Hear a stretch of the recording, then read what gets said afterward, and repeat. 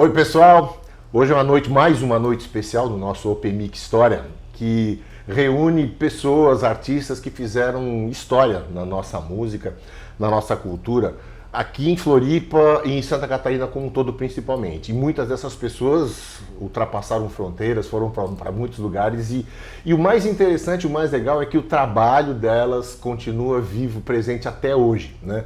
E muitas dessas pessoas, muitos desses artistas ainda estão aqui, trabalhando com a gente e nos alegrando, né? Com o seu trabalho, com o seu talento, com tudo aquilo que a gente vê deles, né, todos os dias, seja ao vivo, nos bares, nos shows, seja pela internet hoje em dia, nas lives e nas apresentações, nos registros que estão gravados.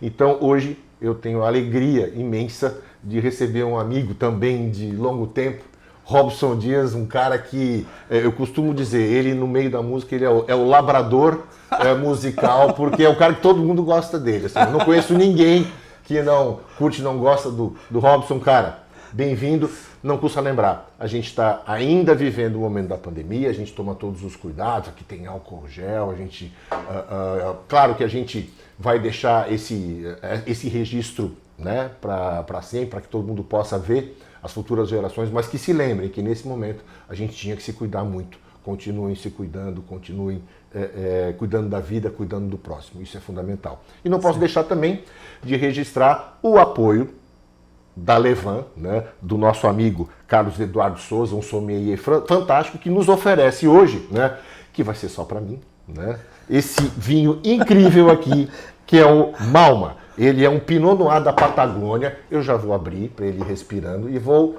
ficar bebendo socialmente porque se Robson Dias tem um defeito, ele não bebe nada de álcool. Olha só, ele trouxe assim para me acompanhar, ele vai mostrar o suquinho de uva, tá aí, mas sem maiores delongas. Olha, Levan, vinhos aqui em Coqueiros. Vou deixar respirando aqui já também. Já deixa então. respirando também. Isso. Sem ele perceber, daqui a pouco eu vou colocar um pouco de vinho junto do suco de uva. Vamos ver se essa entrevista vai render, se esse bate-papo vai render. Não deixem de conhecer os mais de 1.200 rótulos da Levan, nosso parceiro aqui no Open Mic História, vinhos incríveis de todo o mundo, com preços bem legais, hein? Vale a pena ir lá. Robson, cara, super alegria. Prazer enorme estar aqui, cara. Quando tu me fez o convite, foi muita alegria. Ainda mais para contar essas histórias todas que a gente tem juntos, inclusive, sim, né? Sim, histórias lindas, bacanas demais. É muito legal, muito legal. Robson, uma das coisas que justamente vai render muito o nosso bate-papo é que muito do que a gente fazia naquela época, de que todos nós, todos os artistas, todos os músicos fizeram, muita coisa se perdeu. Sim. Gravações que eram feitas no estúdio, videoclipe, programas, entrevistas, mas você é um cara que guardou muita coisa, você registrou muita coisa e guardou. Eu tenho algumas coisas. Infelizmente, quer dizer, era uma época, né? A gente não tinha gravadora, não tinha onde gravar em casa. Às vezes gravava na fitinha cassete, que ficava horrível, não dava para ouvir. Um ano depois a fita dava mofo, né? Sim, ficava mofado. Então muita coisa se perdeu. Mas deu para guardar algumas coisinhas assim que são interessantes, dá para contar a história. Para vocês terem uma ideia, ele trouxe livros, ele trouxe... Ele conseguiu digitalizar acervos de vídeo em VHS, sei lá como é que estava isso. E vocês vão ter a oportunidade de ver muita coisa, eu acho que inédita aqui, de artistas incríveis do passado, que ainda estão por aí. Olha, vai ser muito legal esse bate-papo, mas eu quero começar pelo começo. Como é que foi o teu interesse pela música? Você tem família de músico? Isso veio da onde o teu interesse? Cara, assim, como músico profissional, músico de verdade, assim, que escolheu viver da música, eu sou o primeiro da família, tá? O irmão do meu pai, o irmão mais novo do meu pai, foi cantor de bandinhas, assim, mas só tudo assim, enquanto estava na faculdade, ele ia lá e montava as bandinhas dele e cantava com os amigos e tal, mas nunca profissionalmente. E eu sempre fui apaixonado por música. O meu pai era um grande colecionador de vinil, né? Então, quando eu tinha, sei lá, 5, 7 anos que eu comecei a alcançar na estante para pegar os discos, foi... meu pai sempre foi muito eclético, ele ouvia de tudo. Ele tinha, que eu lembro, ele tinha Beatles, ele tinha Martinho da Vila, ele tinha Caetano, Gil, tinha Slade. Olha. Sabe? Coisas que assim, então, eu lembro que a gente ia na Brunete Discos... Então ele era roqueiro, assim, de uma certa... Não, na verdade, eu vou te explicar o porquê que ele tinha Slade. Quer dizer, a explicação que eu imagino. A gente ia na Brunete Discos, que só tinha Brunete Discos na época, ia na Brunete, e ele já conhecia o dono, já conhecia as pessoas que atendiam e tal. A gente, naquela época, para consumir música, tinha duas opções, Discolândia e Brunete. E a Brunete era mais forte tinha, nossa, era... E ele chegava e dizia, o que tu tem de interessante para mim? Às vezes, cara, ele voltava com bolos assim de vinil para casa e nem sabia o que tinha ali. Porque ele gostava de consumir vinil, ele gostava de... E aí foi nisso, eu conheci com isso, né? Com essas como Supertramp, Beatles, e aí quando eu comecei a alcançar os discos da estante, eu descobri um disco que na verdade, que assim, devia ser da época, né? E nem tinha mais capa. E quando eu fui ouvir, eu me apaixonei pelo disco, era o Hard Day's Night, dos Beatles. Os Reis do Iê Iê Iê. Era aquele que eles estavam no prédio, não? Não, é aquele que as caras de todos eles, assim. Tá, ok. Né? Okay. Vai, assim, dá pra o John ver que eu Lennon não sou... com várias caras, o dá Paul pra ver com que eu não várias sou tão bitomaníaco assim. Isso é departamento do Robson. E aí, eu comecei a ouvir e pirei em Beatles, né? Pirei. Isso devia ter uns 8 anos, mais ou menos. E pesquisando e puxando o disco ali, eu encontrei um outro disco que eu adorava, que eu ouvia ele direto também. Depois de muito tempo eu fui descobrir que aquele disco que eu também gostava era o Ram do Paul McCartney, que tinha sido um dos Beatles e eu não sabia. Tá, eu não sabia. Então, e só somou, né? Só somou minha paixão por Beatles e tal. Então aí, quando eu sabia que meu pai ia na loja, assim, compra um Beatlesinho pra mim. Ele, no final das contas, ele tinha toda a coleção dos Beatles. E eu sempre pedia, pesquisava a discografia deles. Eu nem lembro como é que eu pesquisava na época, porque não tinha Google, não tinha internet, não tinha nada. Mas eu sei que eu comecei a pedir, fiz uma listinha e pedia pra ele, de vez em quando, um dos discos. Mas alguém viajava, trazia algum disco. Também tinha isso. Mas isso você tá muito novinho ainda, né? Agora, qual foi a primeira vez que você teve contato com um instrumento daí? Porque daí, até então, você era ouvinte e estava começando a curtir essa ideia. Mas daí a se tornar um cara que, um instrumento aí da minha vida. Então, aí com a minha paixão por música e por Beatles, eu passei a querer, assim, cara, eu preciso ter uma banda igual a essa. Eu quero ter uma banda, eu quero tocar. E aí, com 10 anos, meu pai me botou na aula de violão. Você teve formação, então, de... Não. De aula de violão? Não. Eu entrei na aula de violão, na época, meu pai me colocou na aula de violão clássico. Cara, o professor sofreu na minha mão. Porque eu nunca entendi nada daquelas letrinhas. Aquilo para mim e um texto em japonês é a mesma coisa. A parte de leitura de música... Agora deixa eu te fazer uma pergunta. Eu imagino com isso, até porque eu também te conheço como músico, que teu ouvido deve ser muito bom. E isso às vezes é um... peraí, eu já entendi. Pode ter sido a causa. Eu sei que... Eu não lembro qual é o nome da música, mas ele tocava música para mim, uma música clássica, e eu ouvia aquilo e eu tentava reproduzir, pelo menos no início dela eu reproduzia. Então teve uma vez, até foi vergonhoso dizer isso, né? Mas o professor ia em casa e ele colocava a partitura, então tu toca aqui, e eu começava, obviamente ele sabia que eu não estava lendo.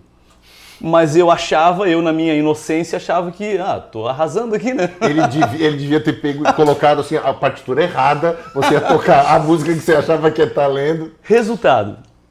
Ele te demitiu. Ele chamou meus pais e disse, olha, esquece, bota ele em qualquer outra coisa, música não é pra ele. Ele não dá pra música não é pra ele. Só que eu continuei com aquela paixão pela música e pelos Beatles e tal, e o meu pai insistiu, meus pais, né, insistiram e me colocaram no violão popular no Clube 12. Tá, a latinha. E aí, no Clube 12, na aula de violão no Clube 12, eu aprendi o Lá, o Ré e o Mi. Resolve quase Só. tudo. E eu com esses 3 acordes, eu já tocava alguma coisinha assim. E eu acabei desistindo de aula de violão. E passei a aprender sozinho. Então eu praticamente sou autodidata. Sim. Né? Depois, com os amigos, aí eu comecei a conhecer pessoas Começa a na espiar, música. E aí tu começa a ver absorver. amigo que tá tocando um pouco melhor. Exatamente, aprendendo outras coisas. Foi nisso que eu aprendi a fazer o Fá. E aí o Fá, com pestana, e eu descobri que tu fazendo o Fá, subindo a casa, vai dando tu consegue todos os acordes toda a escala maiores, né? Todos os acordes, e foi assim, e aí comecei a aprender, aí acorde maior, acorde menor, e aí... Mas sem ouvido não... Sem ouvido não daria. Não daria. Tem como, então exatamente. isso aí... Tá, aí, desse passo, para isso se transformar em banda, em tocar de verdade. Em 82... o Zeca já falou aqui, né, sobre o FIC, o Marco falou também sobre o FIC. Acho que boa parte das pessoas com que a gente vai conversar, que são daquela época, passaram de alguma maneira pelo FIC, foi muito importante. O FIC era um festival, para quem não sabe, né, o FIC era um festival que acontecia todos os anos no Colégio Catarinense. E assim, cara, a gente tem que montar uma banda. Na época minha irmã namorava um cara que era louco por música também e que disse, cara, então vamos montar uma banda. A gente compra uma bateria, compramos um baixo e vamos fazer. E aí o Rico conhecia muita gente, que era o namorado da minha irmã. E a gente conseguiu comprar um baixo Giannini. Bacana. E uma bateria Pinguim. A famosa bateria Pinguim, aquela? A famosa bateria amarela. Essa bateria amarela, eu acho que ela é como se fosse o Forrest Gump da música catarinense. Que você vai olhar em uma foto no show, em algum lugar, ela tá lá. Ela é incrível. E a gente comprou do Expresso Rural na época. O Expresso Rural estava começando, né? O Expresso Rural começou em 81. E a gente comprou deles. E aí começamos com aquele, vamos chamar mais quem? E aí tinha o Binho, que era amigo do Rico, tinha não sei, e eu não sei quem conhecia ali, o Murilo Valente e o Carl Regis. O Murilo e o Carl nessa época, porque, óbvio, hoje a gente falar em Murilo Valente e Carl Regis, a gente fala de dois músicos, dois artistas extremamente bem sucedidos e talentosos na carreira. Nossa, né? Mas na época eles já eram com essa... Eu tinha 17 anos, quando né? Eu tinha 17 anos e eles já tocavam muito, já sabe? Pô, os caras... O Murilo desde novinho, né? Ele tocava bateria, fez parte Ele começou como baterista, eu acho, né? E depois virou... Ele tocava naquela banda Asa de Morcego. Ele tocou no Asa de Morcego, do Sim, Bahia? E... Todas essas pessoas a gente quer trazer aqui, Bahia. E o Murilo, é obrigado, Vic. Então eram músicos experientes que nos davam segurança, né? Pô, os caras são... Carl Regis, tecladista, né? Isso. E aí eu compus uma música, foi a primeira música que eu compus na vida, chamada Viajar. Só que para inscrever a música no festival, tinha que ser um aluno da escola. Você não era aluno da escola? Não era aluno da escola. Eu vou contar aqui uma coisa que já se passaram aí, né? 40 anos. 40 anos. Eu compus a música e a gente inscreveu a música. Eu espero que não seja cancelado o meu troféu, mas... Não vai acontecer. Não vai acontecer. E nós inscrevemos a música no nome da minha irmã, que era estudante do Colégio Catarinense. E participamos do festival e ganhamos o primeiro lugar, no 5º FIC. E ali, todo mundo se empolgou. Ganhamos o festival. A primeira vez que eu pisei num palco na vida, eu ganhei o festival. E eu diria que aquela banda que acabou... Ela já era a banda Moçambique ou ela virou depois? Não, virou depois. Depois do FIC, a gente, então vamos manter a banda? Vamos, todo mundo curtiu a ideia, então vamos botar um nome. Não, mas antes a gente tem que fazer o nosso momento Ayrton Senna aqui, porque ele trouxe o troféu do FIC. Robson, mostra pra gente aqui o troféu. Troféu bonito, cara. Esse aqui.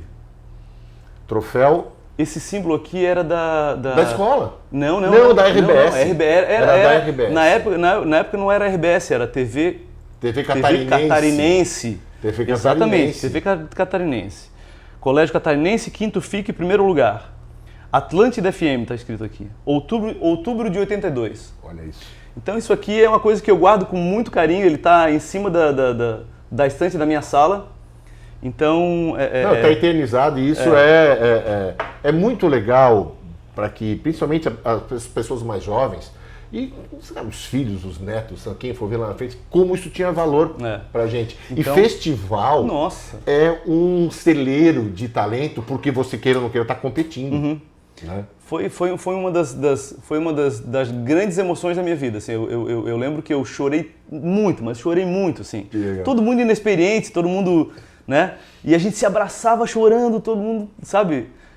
Foi muito legal. Meninos de 15, 16 anos, uma coisa assim.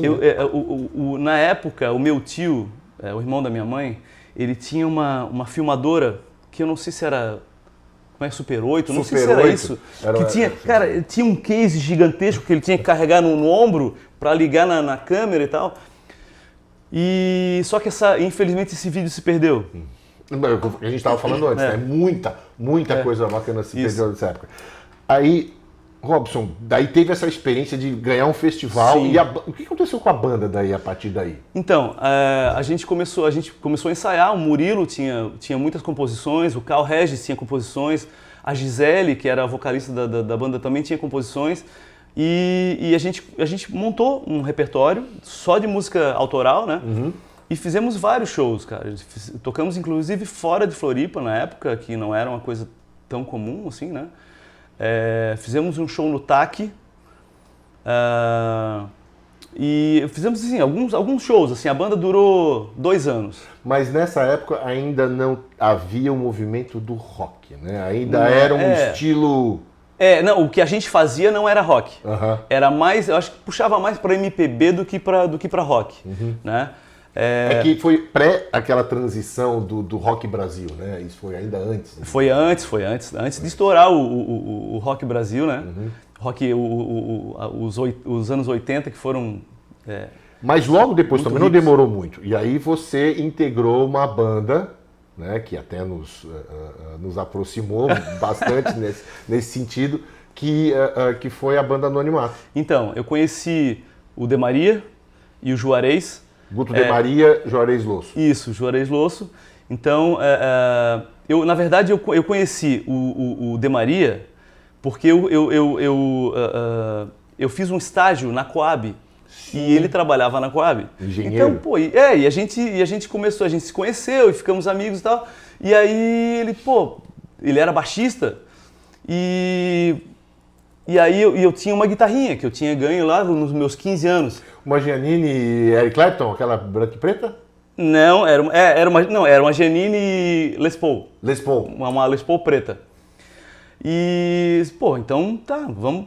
Aí chamaram o Juarez e não tinha um baterista.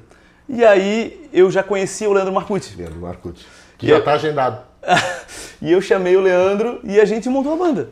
Só que o Anonimato comigo nunca saiu dos ensaios no quarto, né? E eu tenho até trouxe uma foto, com certeza tu vai mostrar ali.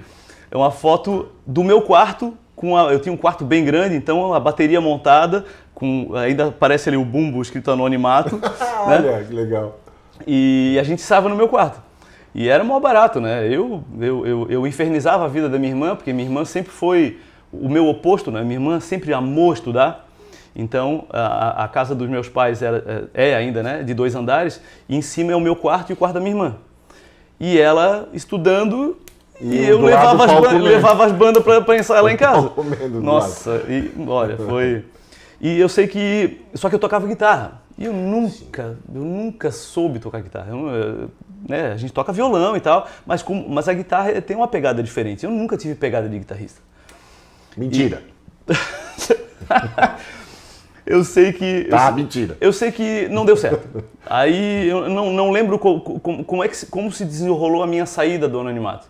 E aí tu entrou. Eu vou te refrescar a memória. Tá, Você me isso, telefonou. Certo? Então Você me telefonou e disse assim, olha, tem uma banda que é legal demais, os guris são super bacanas. Então foi isso. E que eles eu vou precisar sair, que eu ganhei um convite para ir para uma outra banda. Uma coisa assim, foi. Né, que a gente vai falar daqui a pouquinho. E, cara, vou te indicar para ir lá. Aí eu fui. Fiz um teste, digamos assim, e deu certo. Deu certo. Porque eu tocava numa outra banda, né, que era também com um estilo meio parecido com o Moçambique, assim, também tinha uma pegada mais MPB, eu tocava violão de 12 cordas. Ah, exatamente. Né, e aí eu saí dessa banda, né, e eu tava desempregado, digamos assim. Tava desempregado. E você me fez o convite, eu fui lá e fiquei anos. Né? Sim, foi. A Anonimato durou bastante tempo. Claro, né? durou bastante tempo. Legal. E aí você migrou, então, da fase de ensaios do Anonimato para o Decalcomania. O Decalcomania foi... Tá vendo o que acontece com uma pessoa que não bebe vinho? Então, ela começa vamos lá. a não lembrar das coisas. Então, por isso que a gente agora, olha, com o apoio dos nossos amigos da Levan, esse Pinot Noir e o meu suquinho de uva. Saúde.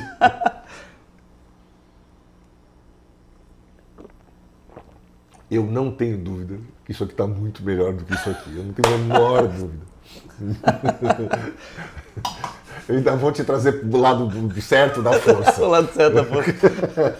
Não, mas nunca vi o Robson beber álcool. Isso aí é uma coisa que não me lembro. Eu já tentei de tudo.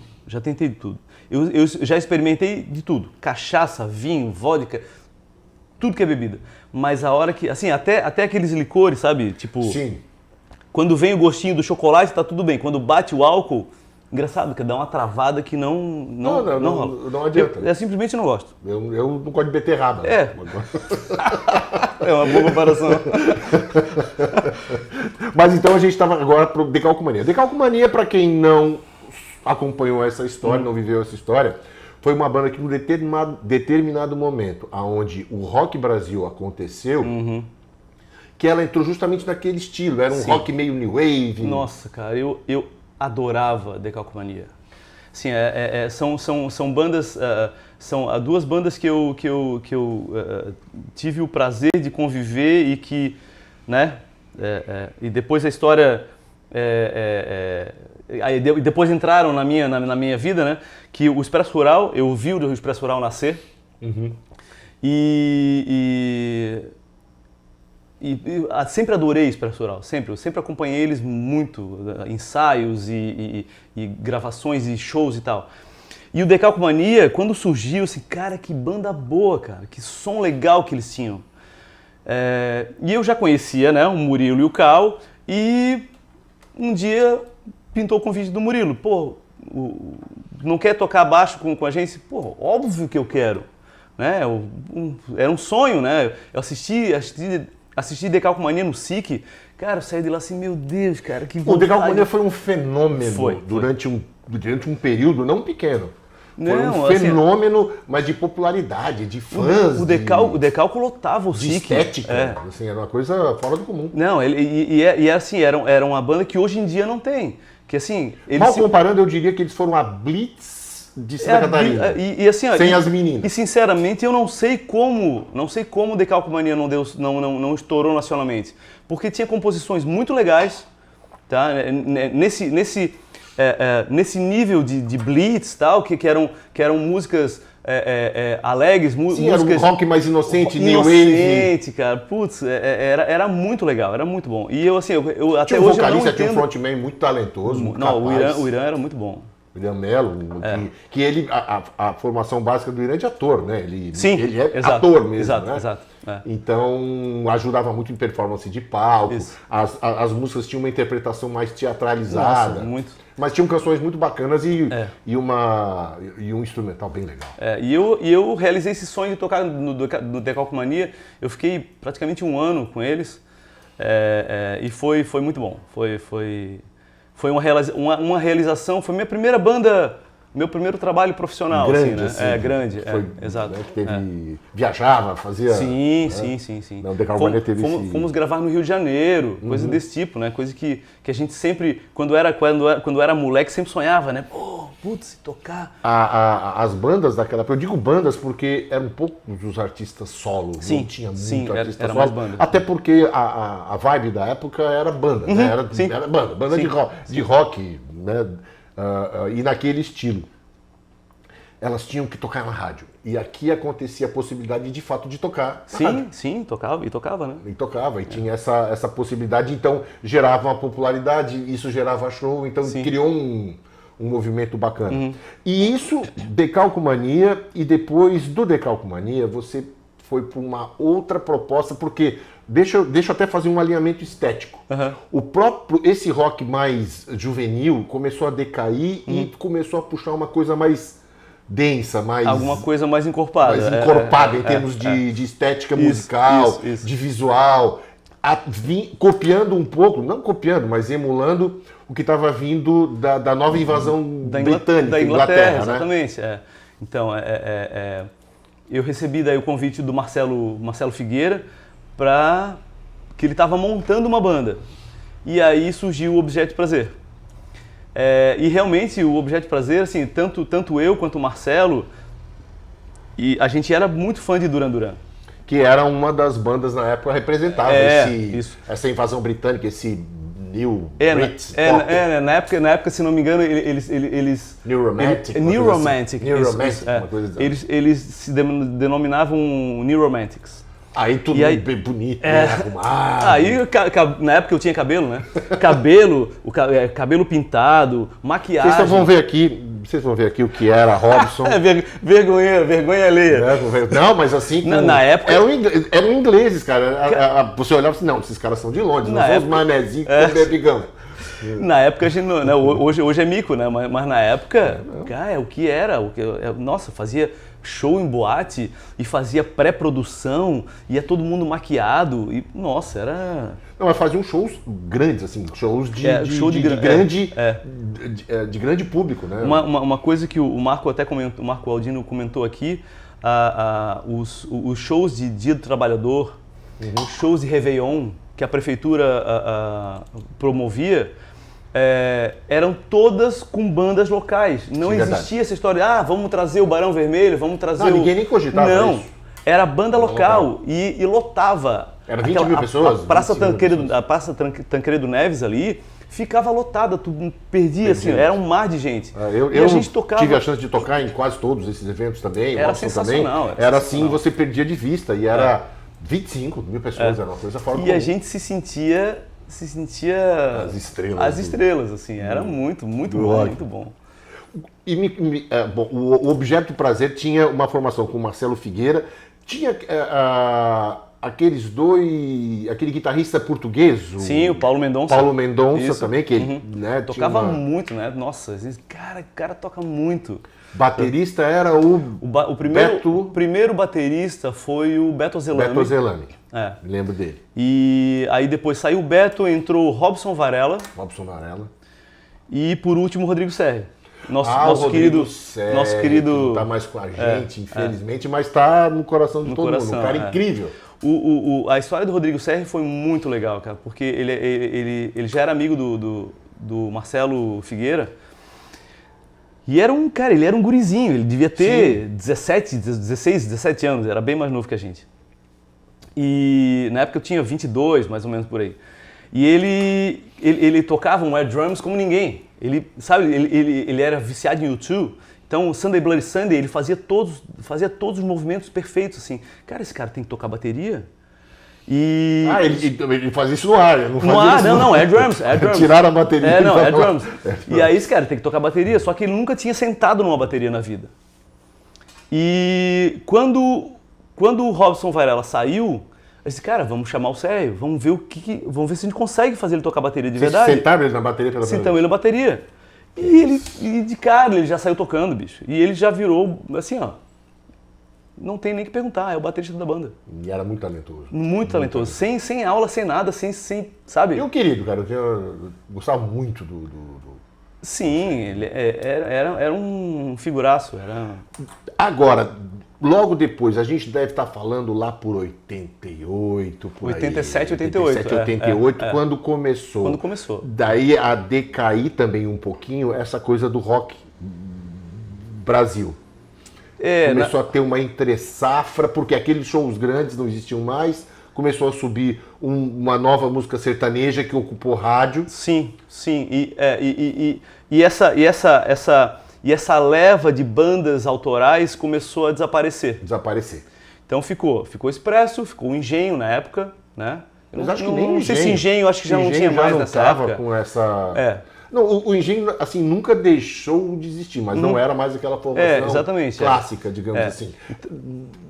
O que começou a acontecer foi, por conta disso, se migrou daquelas produções mais robustas que se tinha na época, que eram robustas, com sonorização potente, público, em casas grandes, se migrou para bares. A cena musical migrou para bares. Tem uma coisa que eu lembrei, assim, eu tenho que contar isso que é muito engraçado. Tem que contar. O Marco comentou aqui da Atlântida, que a Atlântida dava muita força para as bandas da época. Sim. Né? Então tinha sempre um momento ali do dia que tocava músicas. Só que assim, a gente mandava o material para a rádio, levava o material na rádio e, claro, eles avaliavam e tal, só que tu tinha que ficar ligando para a rádio. Sabe, era o momento do dia, as mais pedidas eram tocadas.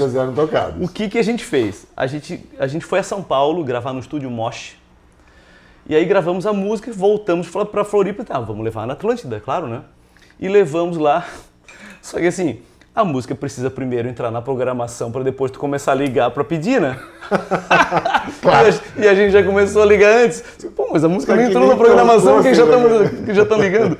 Obviamente os caras... a galera da banda, né? Eles sabiam disso também. Não, mas isso criava uma atmosfera de, poxa, quando você toca no rádio, né? Na época, quando você toca no rádio, você ficava igual Sim. Você ficava igual o Barão Vermelho. Você ficava igual Engenheiros do Havaí. Você ficava igual os caras. Eu também toco no rádio. Né? Exato. Mas aí teve essa migração para bares, né? Ou seja, as bandas de grande produção não tinham espaço mais. Né? E aí você fez uma migração para um projeto que até hoje existe? Sim. Do objeto, ali em 89... teve uma coisa no meio aí. Mais precisamente, dia 13 de fevereiro de 89, aconteceu o primeiro show da Get Back. Estamos falando então da Get Back. 89, então justamente bem nessa... Bem na virada. Na época, e isso uns 2 anos antes, o Zeca Petri montou o Bacará. Sim. Né? E como a gente já era conhecido e tal, né, desde a época do FIC, ele convidou eu e o Paulo Bach para tocar no Bacará. Na época, o Paulo tocava violão e cantava e eu fazia percussão. Percussão e fazia vocalzinho, não era vocalista, né, assim.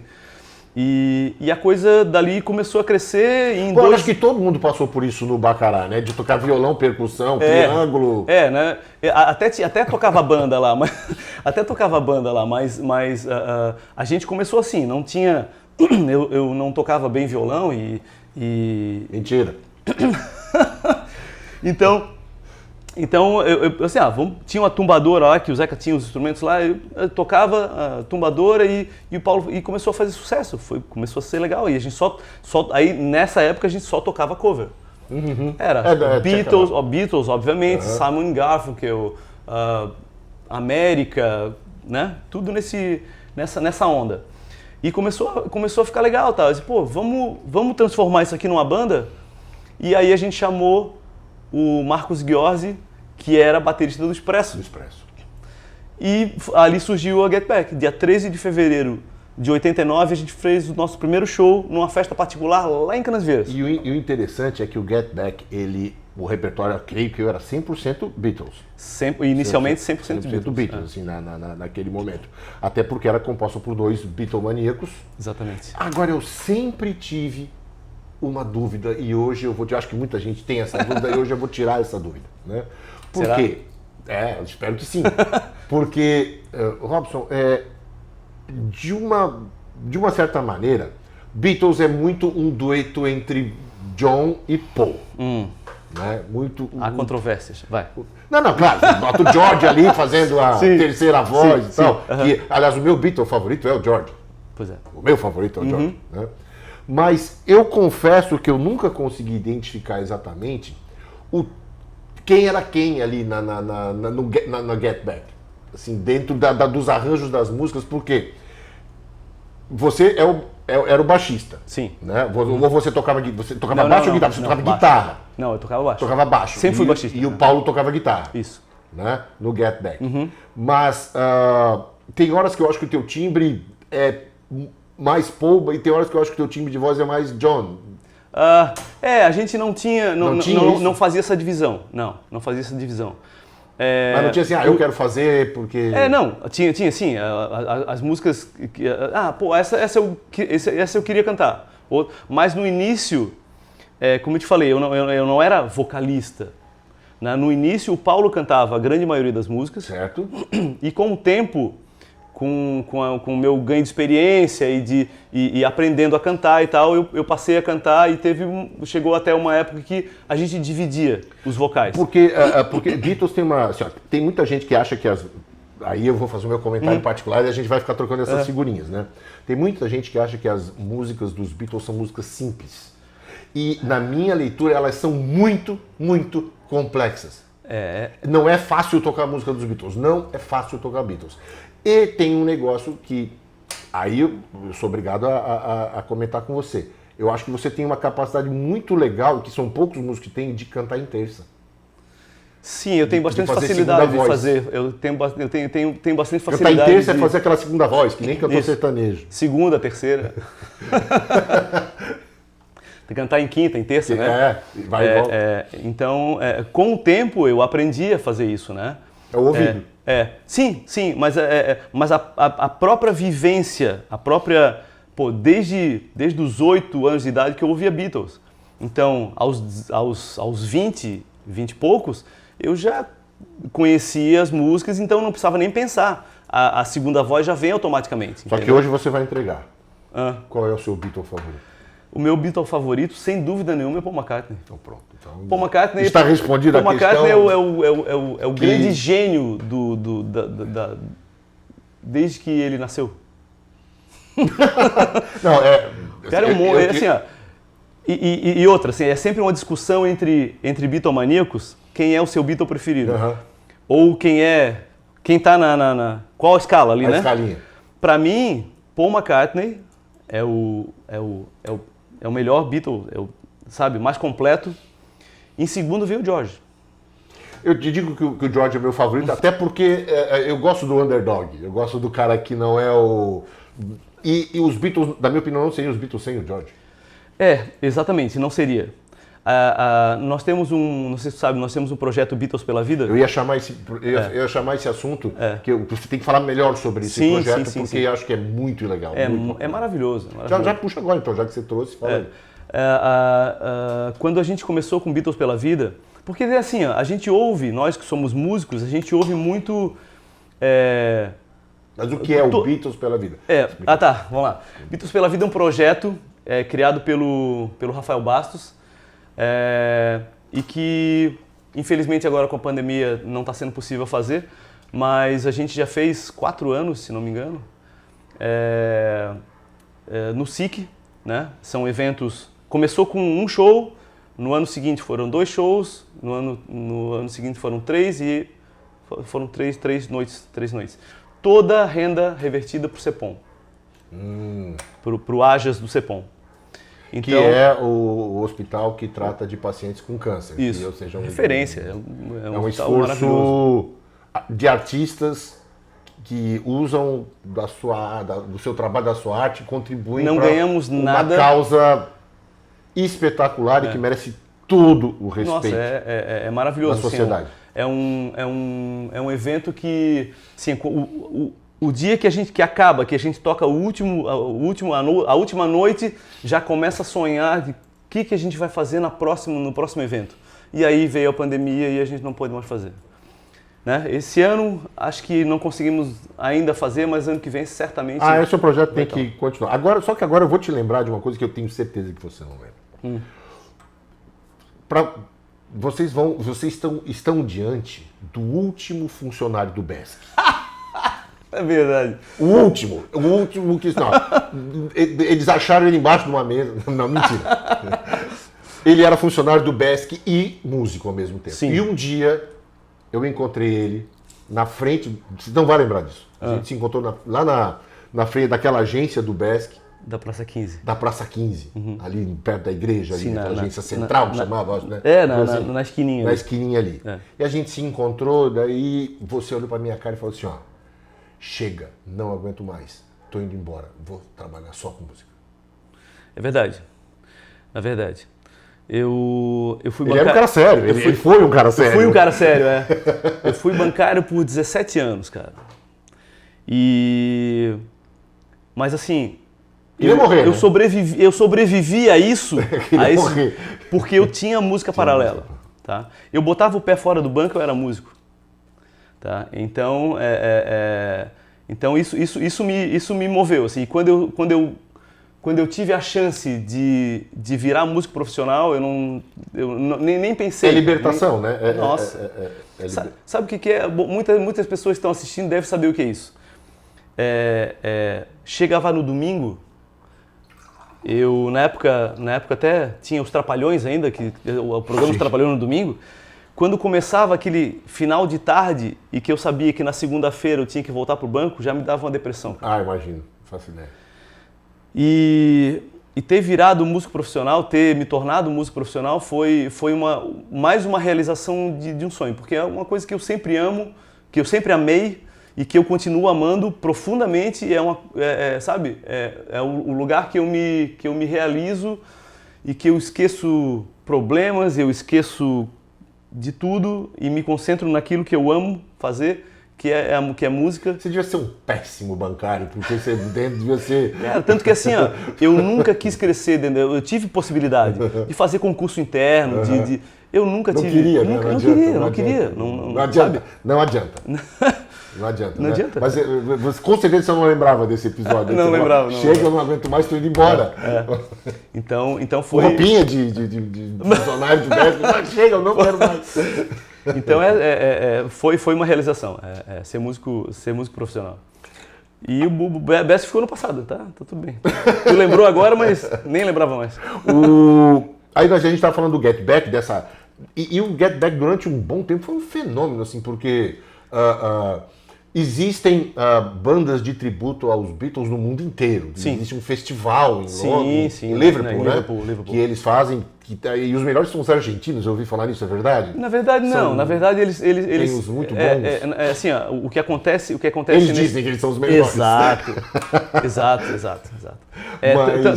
Tanto que como é que é? Tem uma história de que o argentino, por ter um papa também, né, eles são os melhores do mundo e tal. Então, todo mundo que vai a Liverpool para tocar na Beatle Week volta dizendo que foram eleitos os melhores. Não existe nada disso. Não existe nada. Todo mundo vai tocar. Todo mundo vai tocar. Tá? Então não existe concurso de quem é a banda melhor. Mas os caras são fantasiados, o cara aprende a tocar com a mão esquerda para tocar o baixo igual Paul McCartney, porque ele não é canhoto. Não, tem os caras doentes, né? Pô, o cara é destro, mas ele aprende a tocar...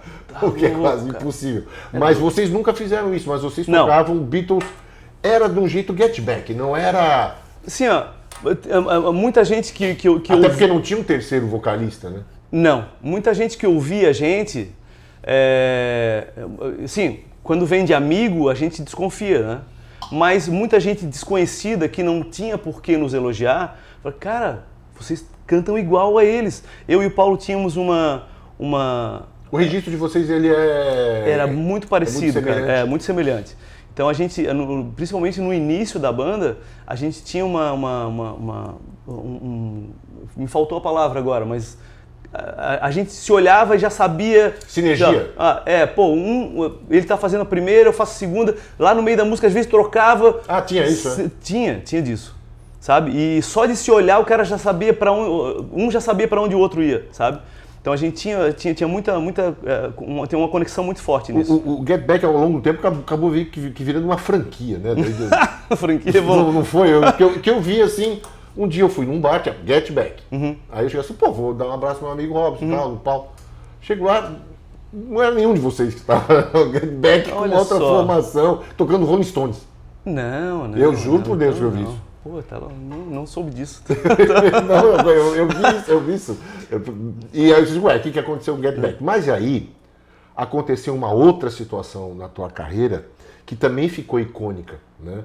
Que foi a tua participação numa banda chamada Os Chefes. Sim.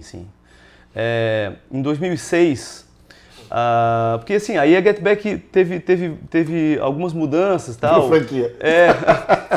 Teve algumas mudanças. O Paulo saiu em 2003, né? A Get Back tem 32 anos de vida já. Já? 32 anos.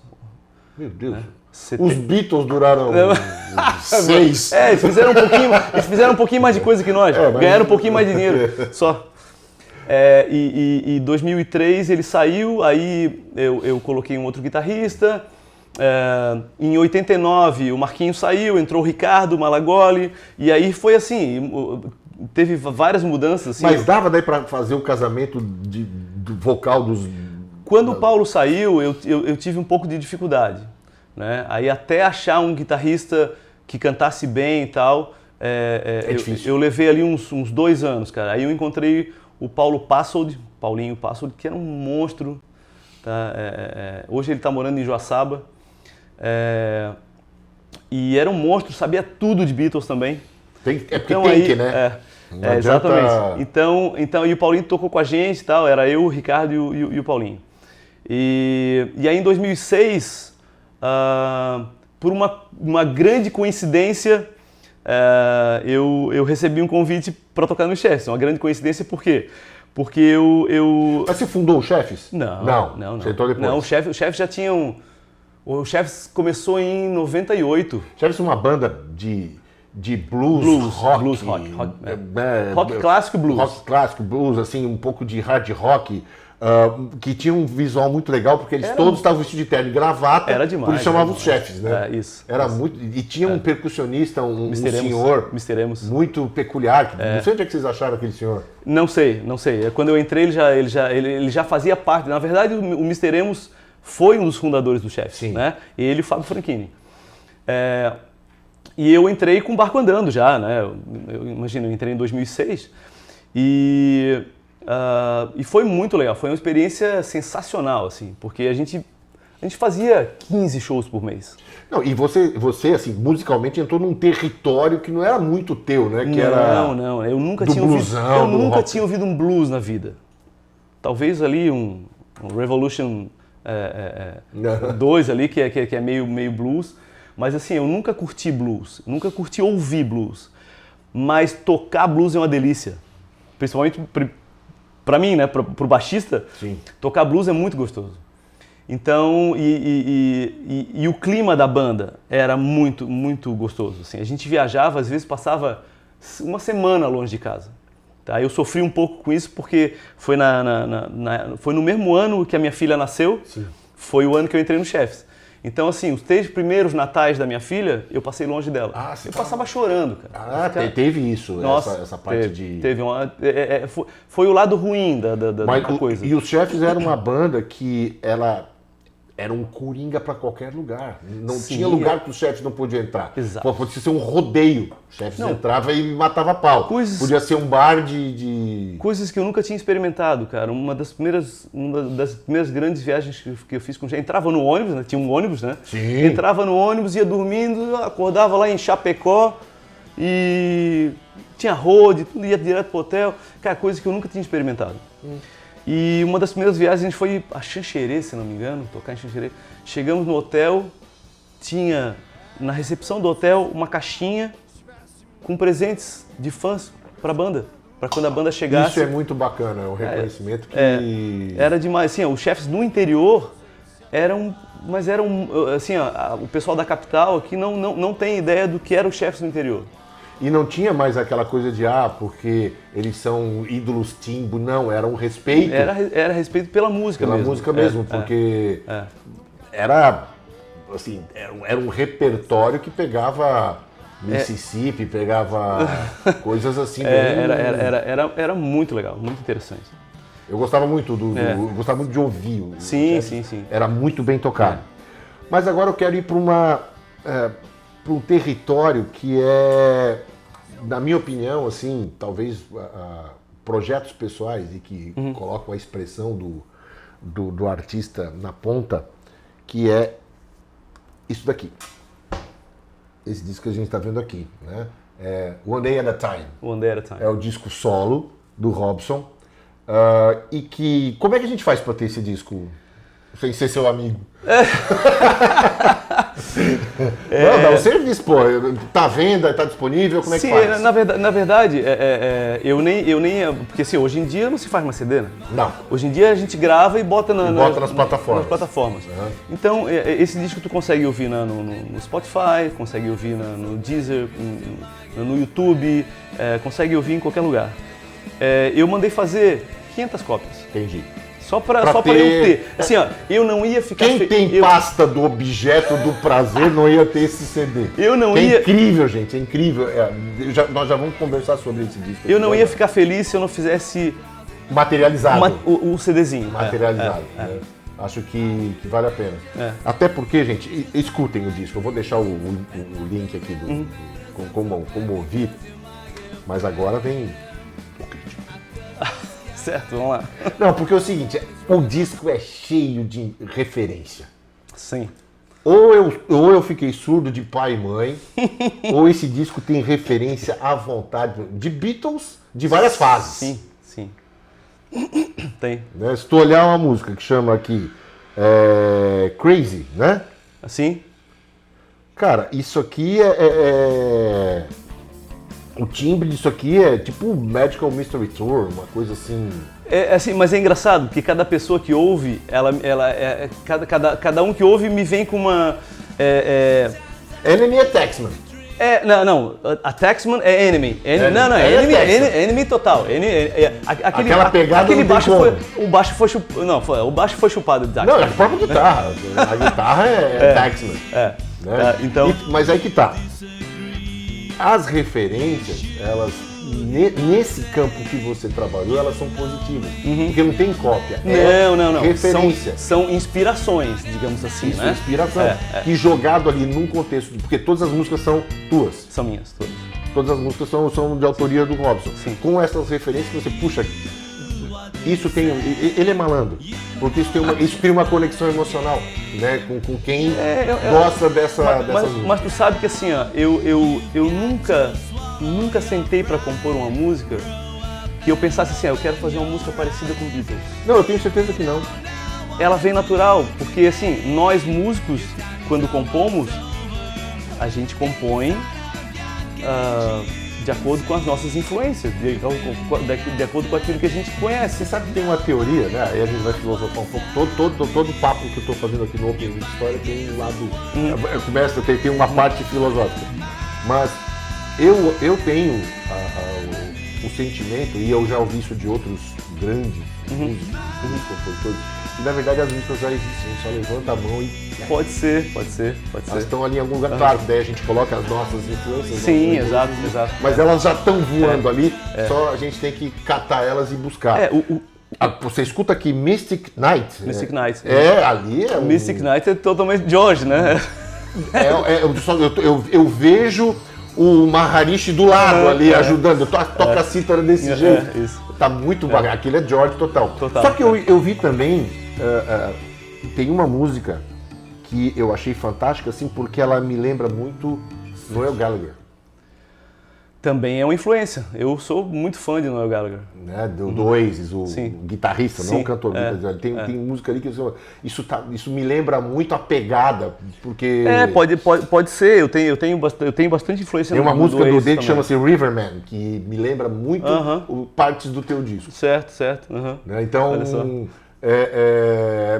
então, essa conversa que a gente está tendo aqui sobre o disco dele só significa uma coisa. Vamos escutar. Vocês vão ter acesso a um trabalho maduro de um músico competentíssimo. Quem tocou com você no disco? Cara, é assim, ó, a gente fala que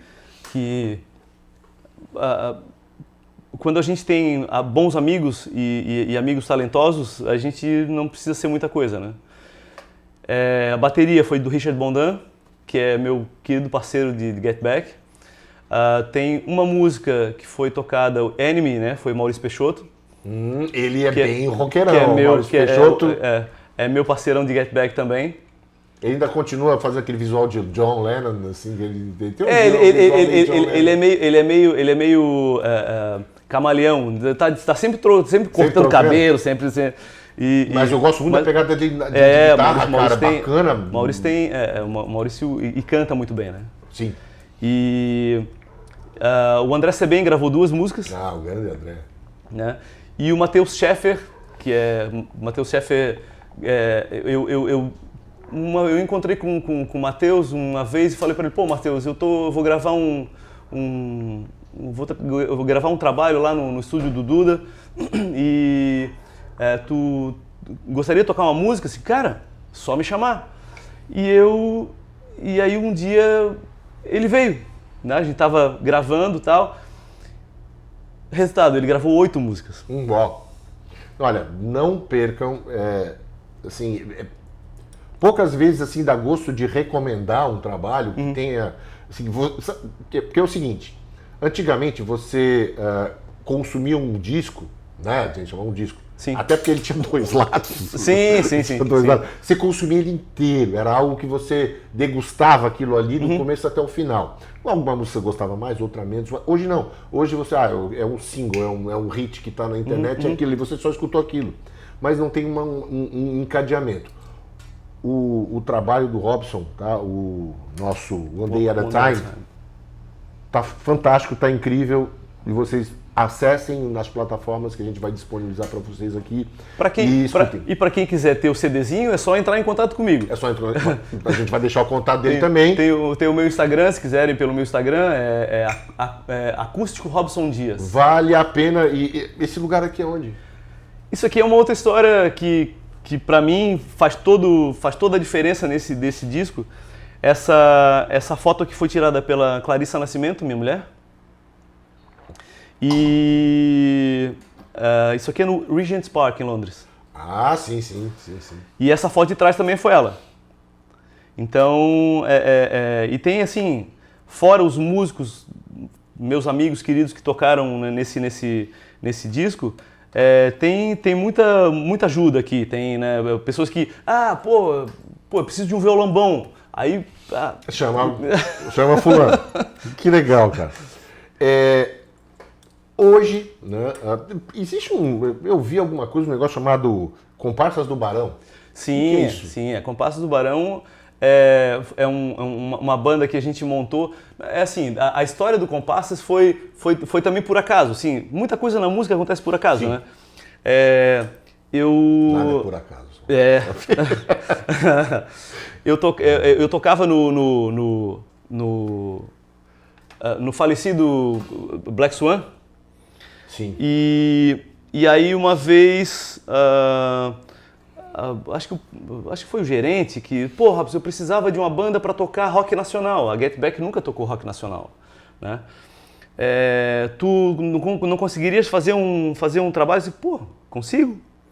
Aí eu chamei o Guilherme Pereira. Sim. E o Guilherme Pereira trouxe o Felipe Nascimento. E a gente montou uma banda para tocar assim, vamos tocar, fizemos um ensaio, sei lá. E ficou muito Guilherme legal. Pereira é o que... Que banda que ele tem? John Bala Jones? Snake Sun. Tem uns projetos também, eu não sei agora dizer o nome dos projetos do Gui. Mas ele toca na Snake Sun. Tá. É um baita guitarrista, o cara que nem conseguia segurar a guitarra, ainda já tocava pra caramba, sabe? Entendi. Então o Gui é um monstro, ele canta bem, é um parceiraço também. E a gente fez esse show e, deu certo. Cara, como ficou legal, como soou bem. E a gente resolveu manter a banda. E ela existe ainda? Toca? Existe ainda. Paralela, a gente toca e então a gente faz, de vez em quando, o Gui até me ligou hoje pra gente fazer um show tal na sexta-feira que vem, mas aí eu já tenho compromisso e não rolou. Aonde Então, eu quero chegar agora no teu compromisso, que é o seguinte, você lá atrás, na nossa conversa, você disse que tinha uma grande admiração, teve uma grande influência por uma banda chamada Expresso Rural. sim. E hoje você integra o Expresso. Na verdade, é por aí, mais ou menos isso. Foi mais um sonho realizado na minha vida de músico, né? A primeira foi lá o Decalcomania, teve um outro sonho lá pelo meio, lá em 91, que eu morei na Inglaterra, né, e consegui tocar em pubs e tal, e foi uma outra realização também. Toquei na rua, no calçadão, Isso eu não sabia. numa rua no interior da Inglaterra, cara, uma vez só, mas só pra ter experiência. Você sabe? fazia a maldade de botar moedinha no case assim pros caras? Não, tinha o case na frente e até jogaram umas moedinhas ali e tal. Não, você tem que... Não, sim, botar pra... Você tem que botar isso. Pra incentivar. Pra incentivar, você tem que botar as moedinhas lá. Eu não lembro se eu fiz isso não, mas deu, assim, foi uma experiência super legal também. E como eu te falei, assim, eu desde 82, quando eu conheci o Paulo Bach, o Zeca Petri, Daniel, o Volney, o Marquinhos e tal. Todos nós circulávamos naquele entorno ali. Sim. E aí, pedindo instrumento emprestado. E aí o Roberto Alencar, que tocou no Moçambique comigo, que foi daquela lá, formação do FIC. Sim. Ele era amigo já do Zeca Petri, amigo de infância do Zeca Petri. E ele falou, Robson, eu vou te levar para conhecer uma banda. E me levou no ensaio do Expresso Rural, ali na Trompovski, na casa onde morava o Marquinhos. Eles ensaiavam na sala do Marquinhos. E fomos lá, e foi lá que eu conheci o Paulo, conheci o Zeca e tal. E dali surgiu uma amizade legal, assim, a gente desde 82 a gente se conhece e tal. Resultado, eu me apaixonei pelo Expresso, né? E sempre as músicas do Expresso sempre na ponta da língua. Sempre soube tocar as músicas e sempre tive o sonho, né? Aquele sonho meio sonho impossível. Impossível, de Como que eu vou tocar? De ser chamado para o Expresso Rural. Mas eu imaginava que assim a trajetória do Expresso teve algumas mudanças, né? O Daniel saiu, o Zeca saiu, aí saiu o Daniel. Teve uma sequência de formações. Aí teve dois. Teve Norton, uma Koviak cantando. Teve o Norton, teve o Maurício Cavalheiro. E nessas mudanças, o Daniel saiu. Puta, agora os caras vão me chamar. Não rolou. Aí saiu o Norton. Puta, agora vão me chamar. Não chamaram. Então, mas sempre nutrindo aquela esperança de um dia tocar com eles. Exato. Eu já cheguei a viajar com eles meio como hold, assim, sabe? E dei canja com eles e tal, numa música. E aquilo para mim já foi maravilhoso, né? Só que eu nunca imaginei que eu fosse entrar no Expresso Rural para tocar baixo. E aí, os motivos eu não sei, também não imagino, mas recebi, um dia estava em casa e aí me ligaram, Robson, posso passar aí na tua casa para conversar assim? Algo sério aconteceu, porque, né, geralmente a gente conversa por WhatsApp, sim. Né? Alguma coisa assim, ou até por telefone. Isso quem? Ricardo Malagoli.